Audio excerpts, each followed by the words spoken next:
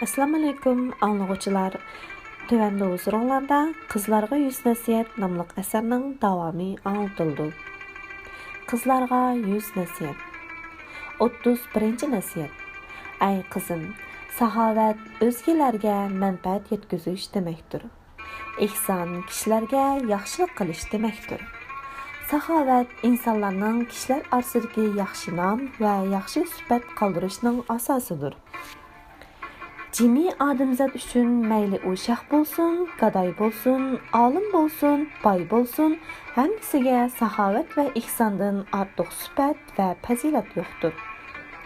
Saxavət xuddi cənnətning daraxtları oxşaş. Cənnətning daraxtları bolğandımı Allah Taala'nın razılıq eriqlərinin levida ösgan daraxtdır. Saxavət bilan qo'lga keltirilgan non sharaf bolsa, uning chechaklarıdır. 32-ci nəsihət.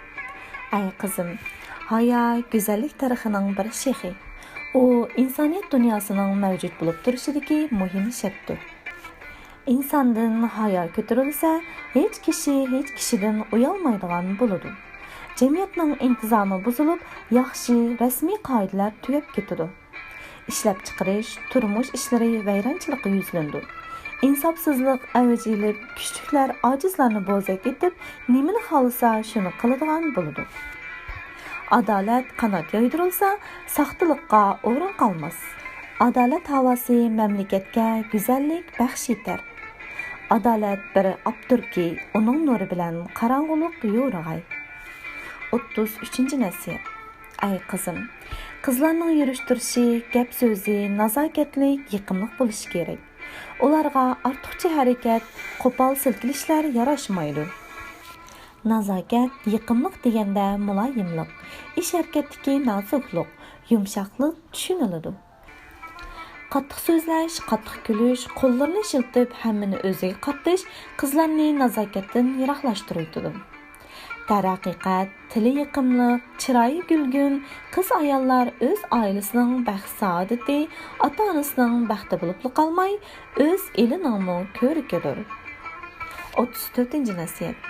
Ay qızım, yıldız izleyen ko'chalarga qilgan sayohatingizda doim o'tmishning ajoyib jazbiga to'lgan illiq qo'yni orqali sizni olamcha hislar quchqiga aylaydi.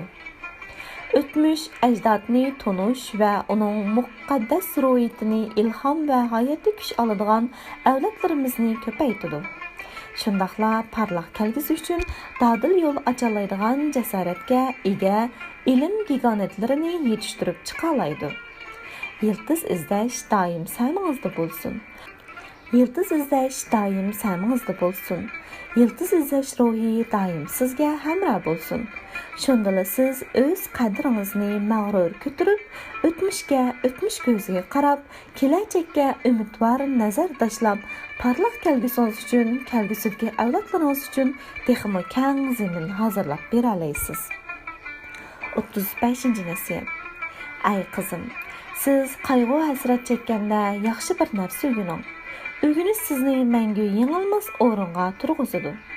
Siz qiyirib ketishingiz, tun bo'yi uxlamasligingiz, muhabbatga, umidsizlikqa uchrashingiz mumkin.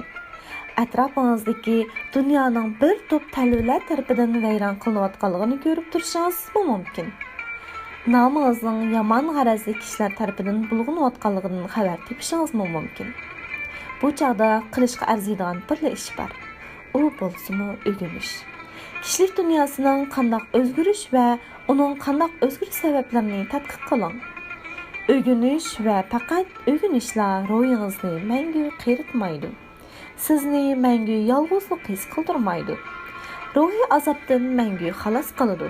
Mangu pushaymonga qo'ymaydi. 36-ci nəsihət. Ay qızım, hünərlərinin ən yaxşısı natiqlikdir. Tanrım insanı həmi məxluqatdan katta qilib yaratdı. Başqa canlıqlardan adamның bədində 10 nərsini ziyoda qildi. U 10 nərsidən 5-i bədənning ichida, 5-i bədənning sirtida. Bədənning ichidagi 5 narsa fikir qilmaq, yodga olmaq, bir narsani unutib qolmay, ko'ngilda saqlamaq, xayol qilmaq, so'zlamak. Bədanның teşidiki 5 narsa: anlamaq, görmək, qurmaq, sıylamaq, Siylash orqali qattiq yumshoqni bilish, tetish orqali ochiq tatiqni bilish. Bu narsalar hayvonlarga nisb bo'lgan emas. Nisb bo'ldi degandimi, odamda bo'lgan darajada emas. Ushbu sababdan insonlar o'ziga, jonliqlarga podshohdir. 37-nasihat. Ay qizim, yaxshilik qilg'uchi va yaxshi ish qilishga buyurg'uchi bu ikkisi bir tuqqandir. Zamona ularni bir-biridan ayirib olmaydi. Qilgan yaxshilik uchun pushaymon qilma. Yaxshilikning yoki yomonlikning jazosi ushbu dunyoda ko'rsan. Chunki sen birovga yaxshilik qilsang, u kishi qanchalik rohatlangan va xushal bo'lgan bo'lsa, sening ko'nglingdami haslab xushallik va rohat sezgusi paydo bo'ladi. Agar bir kishiga yomonlik qilsang, sening ko'nglingdami haslab pushaymon va g'ashlik paydo bo'ladi. Darhaqiqat nazar solginki, kishini xushal qilsang, o'zingmi xushal bo'lsan. Kishini ranjitsang, o'xshashla o'zingmi ranjiysan.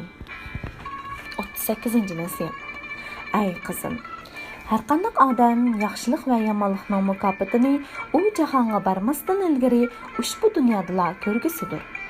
Bu so'zni hech kishi inkor qila olmaydi. Sen va men ham bu so'zda barhaqdirmiz. Şoň qudurtaň yesila kishiga yaxshilik qilishdan bosh tortma. Qilgan shu yaxshiligingning hamon bir kuni sana meva beradi. Qudurtaňning barida yaxshilik qilishdan to'xtama. Xaloyiqqa o'zingni yaxshilik va yaxshi fe'l bilan ko'rsatgin. Yomonlik bilan ko'rinishdan saqlan. Tilingda bir xil, dilingda bir xil bo'lmag'in. Hech qachon bug'doy ko'rsatib arpa sotma. Hamma ishlarda o'zingning holiga o'zing yet. 39-nasihat. Ay qizim, har kishi o'z holiga o'zi yetsa, kishiga ehtiyoj tushmaydi. Agar g'aming va shodlik bo'lsa, ko'rganlik kishi oldida oshkor qilib etma. G'amingga g'am va shodlig'ingga shod bo'ladigan mo'ngdash tepib andin etqin. Yaxshilik va yomonlik holatingga tez suyunma va huduqma. Bunday qilish, ya'ni tez suyunish va huduqish go'daklarning ishidir. Ozgina bir ish uchun tabiatni o'zgartma. Aql ilgilari bunday holatni xo'p ko'rmaydi.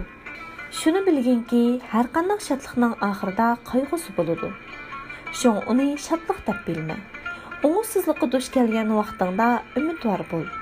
Umidsizlik eshigini umid eshigi bilan taqa. 40-nasihat. Ay qizim, hamma ishning natijasini bu jahondan o'tkulik va bu olamdan ketkulik deb bil. Haqqoniy va to'g'ri ishlarni inkor qilishdan saqlan.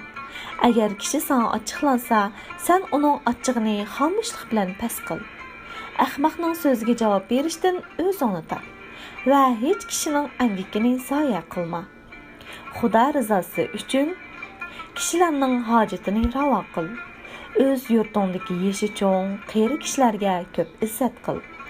Payg'ambar alayhisalom o'z qabilasidagi qerlar shu qabiladagi ummatlari orasida payg'ambarga o'xshashdir degan.